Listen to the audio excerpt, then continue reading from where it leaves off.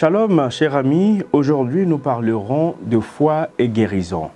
Et pour ce faire, nous allons lire ensemble le livre de Luc 8, verset 48. Jésus lui dit, « Ma fille, ta foi t'a sauvée, va en paix. » Luc 8, verset 48. La maladie et la mort sont des conditions incontournables de la condition de l'homme. Et la Bible n'évite pas le sujet. Dans l'attente du royaume de Dieu, la création tout entière est en attente du salut. Et Romains 8, versets 22 à 23 nous le précise.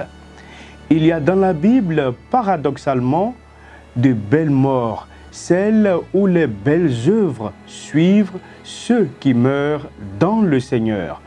Apocalypse 14, verset 13. Attendant la résurrection au moment du retour de Jésus-Christ. La prière de la foi est d'abord une expérience de confiance en celui qui tient nos vies entre ses mains. L'objet de la foi, c'est Jésus-Christ. Il faut avoir la foi pour prier avec la même confiance que Jésus à la veille de sa mort.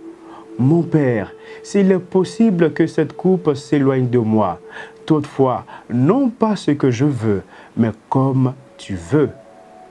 Dans les moments douloureux de la vie, nous sommes ainsi invités à porter nos regards sur le Christ, qui est à l'origine de la foi qui mène à la perfection.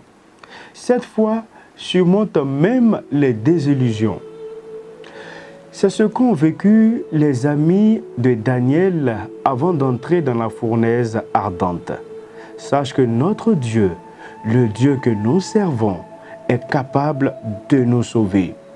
Oui, Majesté, il nous arrachera à la fournaise à ton pouvoir. Et même s'il ne voulait pas, sache bien, Majesté, que nous refuserons de servir tes dieux et d'adorer la statue d'or que tu as fait dresser.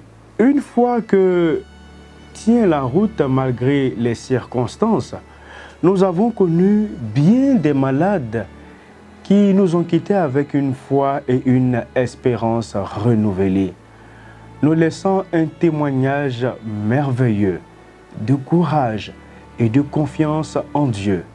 C'est également un don de Dieu suite à la prière de la foi. Oui, cher ami, je me rappelle bien sur le lit de mort de ma mère, où sa foi n'a jamais été reniée. Elle avait toujours foi en son Dieu. Malgré la maladie, malgré la souffrance, elle gardait foi. Que je regarde comme un trésor cette parole de Dieu. Je suis la résurrection et la vie. Celui qui croit en moi vivra, même s'il meurt. Et celui qui vit et croit en moi ne mourra jamais. Cher ami, toi qui m'écoutes en ce moment, crois-tu vraiment à cela? Je te laisse y méditer. Que Dieu te bénisse.